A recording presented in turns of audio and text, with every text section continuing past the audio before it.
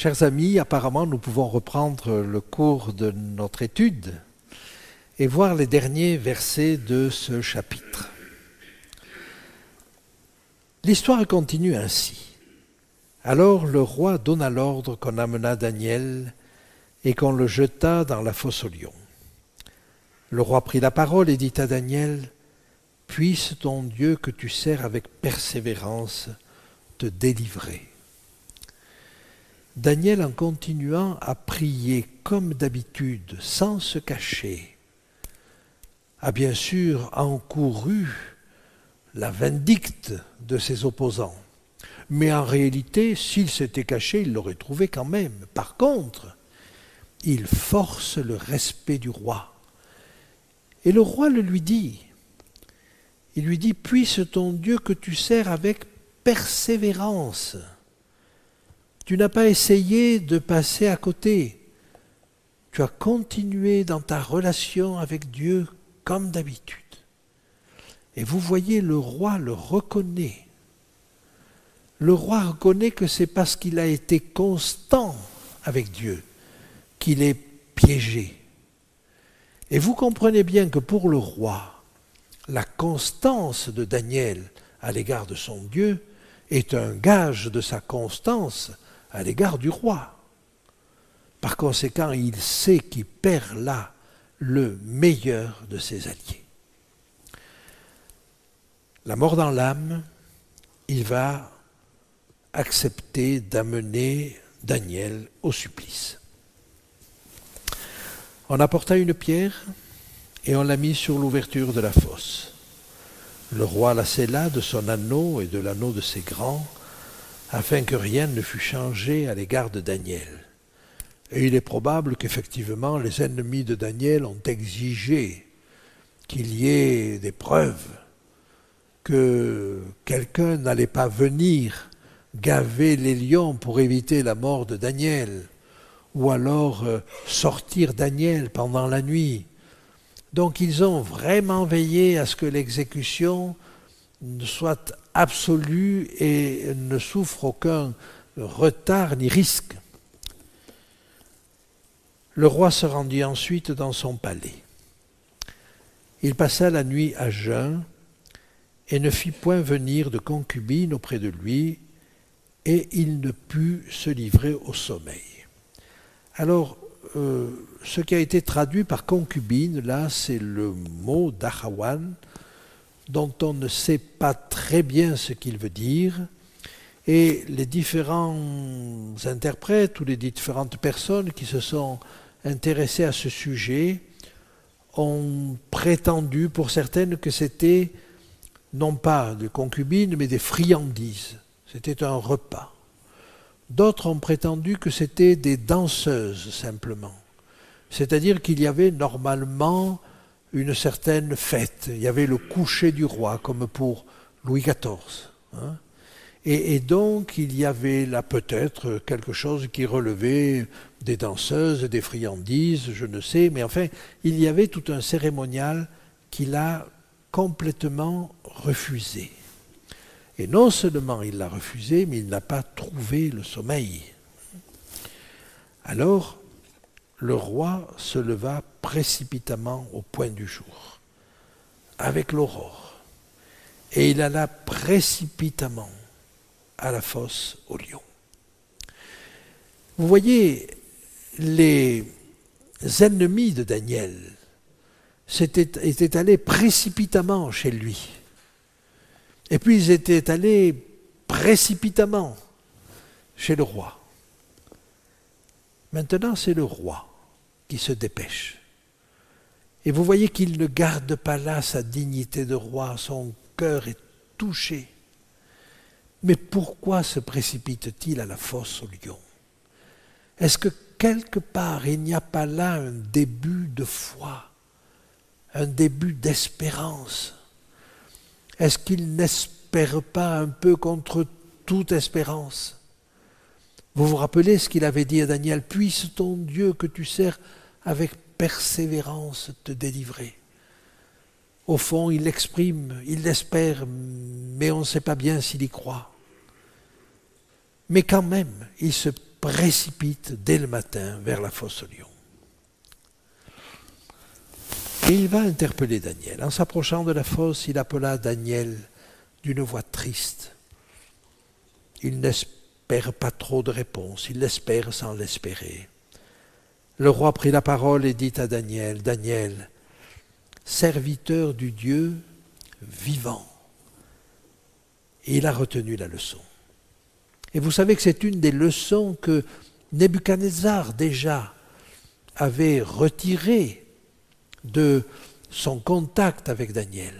Le Dieu de Daniel, de Shadrach, de Meshach et d'Abednego est un Dieu vivant, est un Dieu qui intervient, est un Dieu qui communique et à la fin est un Dieu qui sauve. Alors, voilà, serviteur du Dieu vivant, ton Dieu que tu sers avec persévérance, a-t-il pu te délivrer des lions? Le Dieu vivant.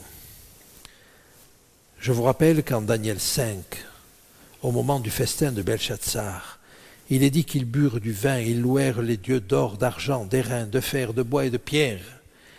Et la réflexion de Daniel à ce moment-là consiste à dire « Tu as loué les dieux d'argent, d'or, d'airain, de fer, de bois, de pierre, qui ne voient point, qui n'entendent point, qui ne savent rien, et tu n'as pas glorifié le Dieu qui a dans sa main ton souffle et toutes ses voix. » Et même avant, me semble-t-il, on avait la notion de Dieu vivant. Alors on le retrouve dans le Deutéronome, mais on le trouve aussi dans Jérémie. Mais l'Éternel est Dieu en vérité, il est un Dieu vivant et un roi éternel. La terre tremble devant sa colère et les nations ne supportent pas sa fureur. Que tu sers avec persévérance, il faut constater que c'est ce qui a perdu Daniel qui lui vaut maintenant l'estime du roi. Et Daniel dit au roi, « Roi, vis éternellement. » Salutation traditionnelle, nous l'avons dit, « Mon Dieu a envoyé son ange et fermé la gueule des lions, qui ne m'ont fait aucun mal, parce que j'ai été trouvé innocent devant lui, et devant toi non plus, ô roi, je n'ai rien fait de mauvais. » Daniel confirme qu'il n'a rien à se reprocher devant le roi, mais je crois que le roi le sait bien, et que ça ne pose aucun problème à ce moment de la rencontre. Alors le roi fut très joyeux. Vous vous rappelez qu'il était arrivé, qu'il avait parlé à Daniel d'une voix triste. Alors le roi fut très joyeux, et il ordonna qu'on fît sortir Daniel de la fosse. Daniel fut retiré de la fosse, et on ne trouva sur lui aucune blessure, parce qu'il avait eu confiance en son Dieu. Et là, nous voyons que Dieu, quand Dieu accomplit le miracle est total, il est complet. Vous vous rappelez que les 3 jeunes Hébreux n'avaient même pas l'odeur du feu sur eux quand ils sont sortis de la fournaise ardente. Eh bien, quand Daniel sort de la fosse aux lions, il n'a pas une égratignure. Voilà. Il n'a pas dû se défendre, il n'a pas dû user de ruse. Il n'a pas dû gaver les lions avant pour qu'ils ne lui sautent pas dessus. Il ne les a pas endormis de quelque manière que ce soit. C'est Dieu qui a fait le miracle, et il fait un miracle probant, un miracle sans appel, un miracle qui n'est pas contredit, qui ne peut être contredit par personne. Le roi ordonna que ces hommes qui avaient accusé Daniel et qui avait insisté, vous vous rappelez, alors que le roi essayait de le sauver, donc qui avait voulu la mort de Daniel jusqu'au bout, quitte à déplaire au roi. Ces hommes-là furent amenés et jetés dans la fosse aux lions, eux, leurs enfants et leurs femmes, et avant qu'ils fussent parvenus au fond de la fosse, les lions le saisirent et brisèrent tous leurs os. Autant dire que les lions n'étaient pas gavés. Bien évidemment, cet acte-là de jeter la femme et les enfants avec ceux qui avaient cherché à tuer Daniel n'est pas dans nos mœurs maintenant. Et je ne pense pas, vous le savez, que Daniel l'aurait souhaité non plus, puisque nous voyons qu'il a cherché à sauver les sages de Babylone dès qu'il l'a pu, en allant tout de suite auprès d'Arjoc. Mais voilà, c'était les mœurs de l'époque, et ils ont joué avec le feu, ces hommes-là. Mais loin de moi l'idée d'approuver de quelque manière que ce soit ces actes de cette nature. Avançons maintenant, et après cela le roi Darius écrivit à tous les peuples, à toutes les nations, aux hommes de toute langue, qui habitent sur toute la terre, que la paix vous soit donnée avec abondance. Est-ce que vous notez qu'il a la même manière de s'adresser à tous ces peuples qu'avait Nebuchadnezzar? Nebuchadnezzar, à la fin du chapitre 3, se pose en défenseur de Dieu. Celui qui ne respectera pas ou qui parlera mal du Dieu de Shadrach, de Meshach et d'Abednego, sa maison sera réduite en un tas d'immondices. Début du chapitre 4, il est converti. Et il va commencer sa lettre, que la paix vous soit donnée avec abondance. Eh bien, ces choses-là étaient certainement connues, puisque Darius va faire la même chose. Et une fois de plus, vous voyez qu'il s'adresse à tous les pays. Par conséquent, ce n'est pas un roi vassal de Cyrus. C'est un roi qui règne sur tout l'empire médo-perse. Et nous allons essayer de comprendre quelle est la situation dans ce cadre-là.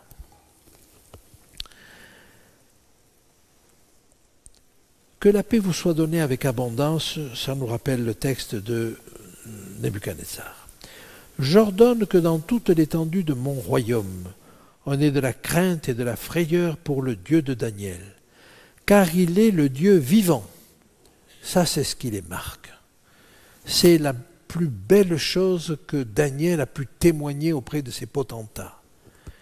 Est-ce qu'autour de nous, on peut dire le Dieu de Jean-Paul, le Dieu d'un tel, le Dieu, c'est un Dieu vivant. C'est un Dieu vivant. Est-ce que nous sommes le reflet de ce que nous suivons, un Dieu vivant? Alors c'est un Dieu vivant. Et il subsiste éternellement. Vous rappelez-vous du problème de Nebuchadnezzar? Et là, on voit que cette chose-là est reprise directement des idées qui avaient été diffusées par Nebuchadnezzar. Le problème de Nebuchadnezzar était la suite à donner à son royaume. Et il espérait, lui, être non seulement la tête d'or, mais toute la statue d'or. Il espérait mettre en place un système qui dure, et qui dure éternellement. Et il a dû reconnaître que le seul royaume éternel était celui de Dieu. Et Darius le Mède reprend cette chose-là. Donc son royaume ne sera jamais détruit et sa domination durera jusqu'à la fin. Je vous rappelle les paroles de Nebuchadnezzar. Dans le temps de ces rois, ou l'explication de Daniel, dans le temps de ces rois, le Dieu des cieux suscitera un royaume qui ne sera jamais détruit et qui ne passera point sous la domination de notre peuple. Il brisera et anéantira tous ces royaumes-là, et lui-même subsistera éternellement. Vous avez reconnu dans cette description la pierre qui se détachait de la montagne, sans le secours d'aucune main.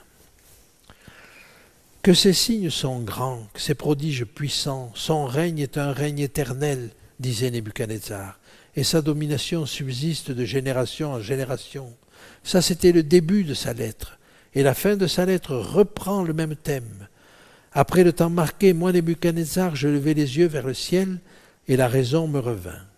J'ai béni le Très-Haut, j'ai loué et j'ai glorifié celui qui vit éternellement, celui dont la domination est une domination éternelle et dont le règne subsiste de génération en génération. Nous avons là la preuve que la lettre de Nebuchadnezzar a marqué les esprits, et en particulier Darius le Mède. Mais Darius le Mède va retenir aussi un autre aspect de ce Dieu vivant, de ce Dieu dont le royaume est éternel, c'est lui qui délivre et qui sauve. Comme il avait sauvé les 3 jeunes Hébreux de la fournaise ardente, eh bien là il en a une preuve, qui opère des signes et des prodiges dans les cieux et sur la terre, c'est lui qui a délivré Daniel de la puissance des lions.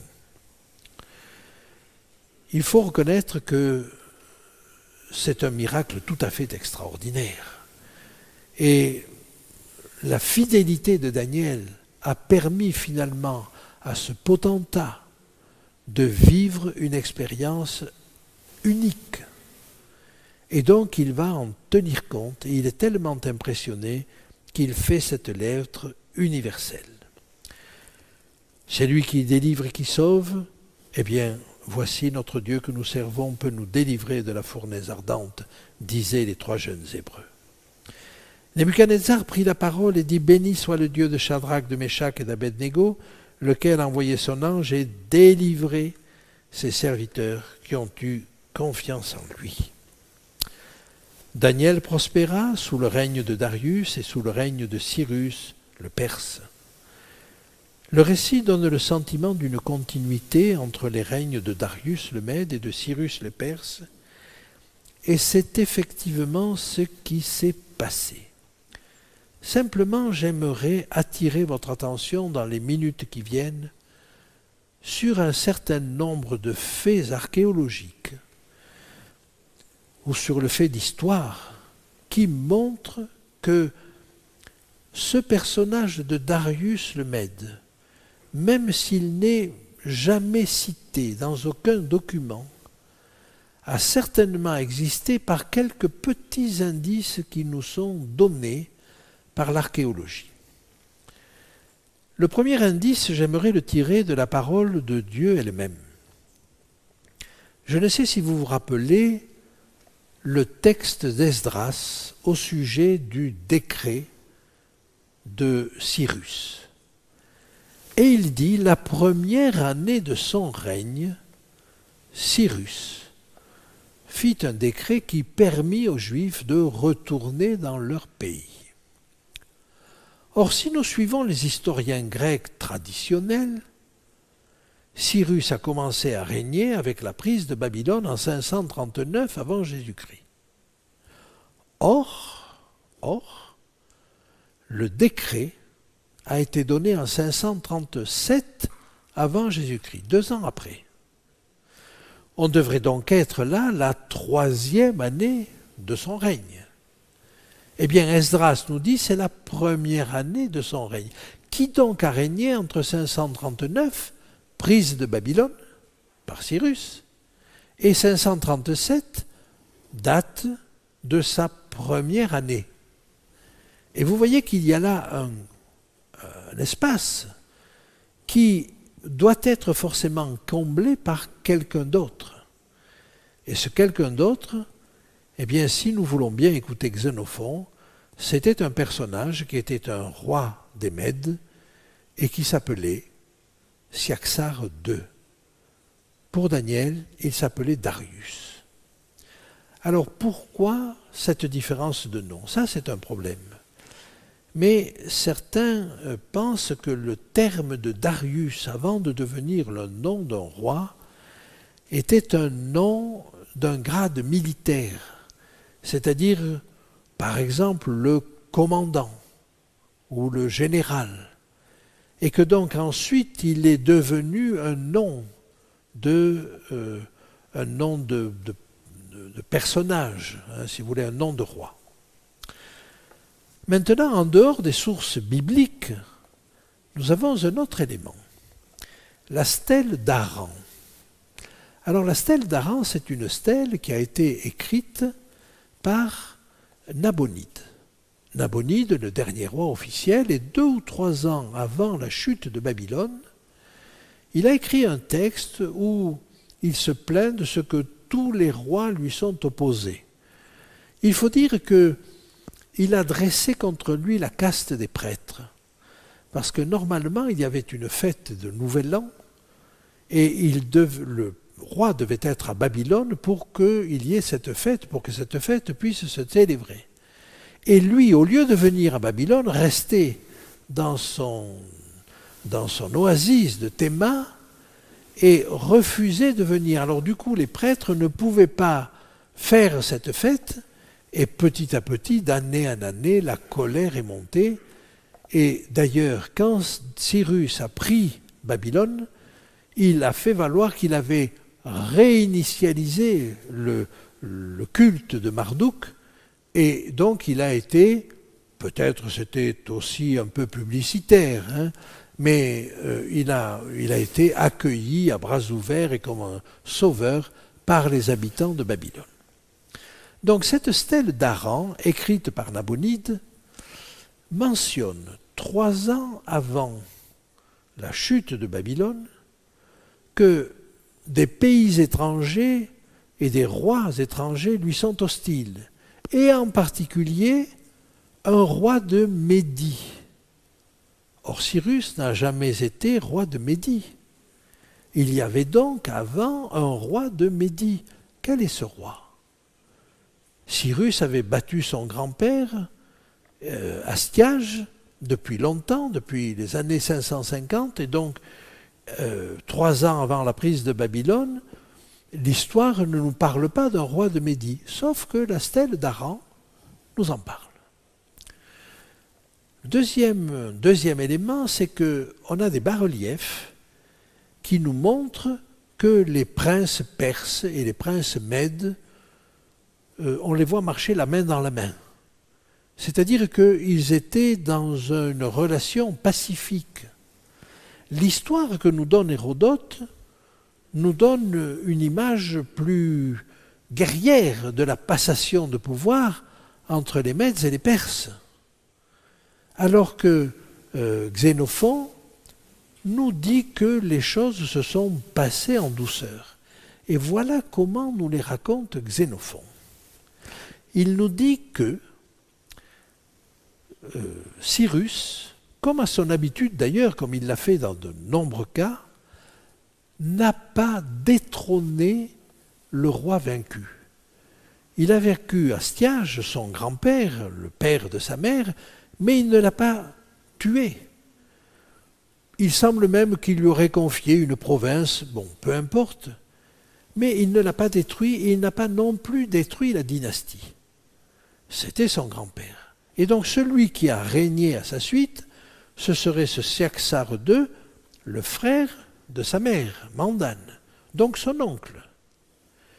Et il se trouve que ce Siaxar n'avait pas d'héritier mâle. Et Cyrus a pris de plus en plus d'importance. Il était chef de l'armée. Il était roi, bien sûr, de son territoire d'Anshan, mais il était chef de l'armée médo-perse, une fois qu'il a fait l'union. Et il y avait à Ecbatane le roi en titre, Siaxar II, et puis il y avait le chef des armées qui avait de plus en plus de succès. Vous avez un exemple semblable avec David et Saül dans la Bible. Et de plus en plus de succès, au point que quand il a pris Babylone, ses troupes l'ont proclamé roi. D'où l'idée qu'il est devenu roi et que sa première année se situe à la chute de Babylone. Or, il n'a pas pris tous ces titres-là à ce moment-là. Et Xénophon nous raconte une autre histoire. Il nous dit, mais en réalité, sa femme venait de mourir et Siaxar lui a proposé sa fille comme épouse, une certaine Amytis. Et donc, de nouveau, on créait des liens. Alors, il n'avait pas d'héritier. Il avait un neveu qui avait des succès guerriers remarquables. Il n'avait pas d'héritier mâle. Il n'avait qu'une fille qu'il lui a donnée. Et donc, comme dot, il lui a donné tout l'empire. Alors Cyrus, Cyrus n'avait qu'à attendre la mort de son oncle et beau-père pour recevoir tout le royaume en héritage. Et c'est ce qui s'est passé, et ça s'est passé en douceur. Et c'est ce que nous suggère le texte de Daniel, c'est ce que nous dit en clair Xénophon, Ce n'est pas ce que nous dit Hérodote. Quelle leçon peut-on tirer de cela? Je pourrais vous citer d'autres éléments. En particulier, on dit qu'il n'y a aucune citation du roi Darius le Mède, mais un auteur beaucoup plus tardif fait un commentaire sur une pièce qui porte le nom de Darius. Et il dit, ça doit remonter à Darius Ier, donc le premier qui a porté ce nom dans la lignée des Perses, mais ça vient peut-être d'un roi plus ancien, dont il a eu vaguement connaissance, et qui s'appelait aussi Darius. Et vous voyez donc qu'il y a quelques indices comme cela. Et je crois que tous ces indices nous montrent que le livre de Daniel est parfaitement au clair sur ce qui s'est passé à ce moment-là, alors que ni les historiens grecs, ni ceux qui ont suivi, ni bien sûr un éventuel faussaire au IIe siècle avant Jésus-Christ n'auraient pu savoir. Il fallait vivre à la cour de Babylone et il fallait vivre à la cour de ces rois pour voir la réalité de ces choses. Xénophon, comment savait-il plus qu'Hérodote?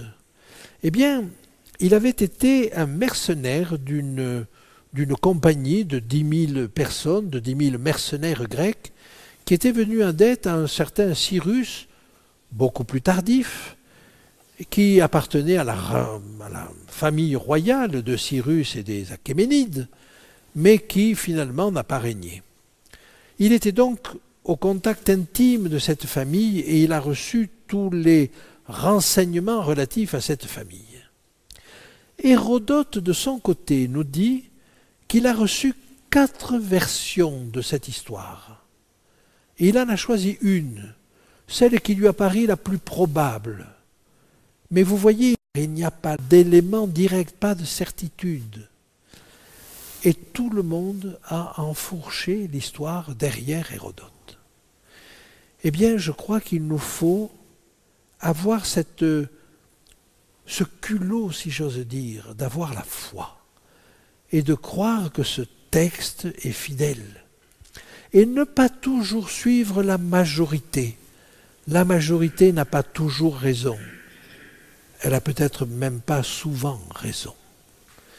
Et par conséquent, je crois que cette parole de Dieu, même si elle nous met dans une situation minoritaire, doit nous faire dire, au bout du compte, celui qui me donnera raison parce que c'est la parole de Dieu, qui donnera raison à la parole de Dieu, c'est notre Dieu. C'est notre Dieu qui sait tous les chemins, tous les secrets, et qui sait les révéler le moment venu. Alors, il y aurait encore d'autres détails qu'on pourrait donner sur le plan historique, mais je voulais vous en donner quelques-uns pour vous dire, si on vous dit le livre de Daniel, c'est un ramassis de contes de fées, non, ça n'est surtout pas cela. C'est au contraire un texte qui n'a pu être écrit que par quelqu'un qui côtoyait ces familles régnantes et qui l'a fait avec beaucoup de précision. Merci de votre attention.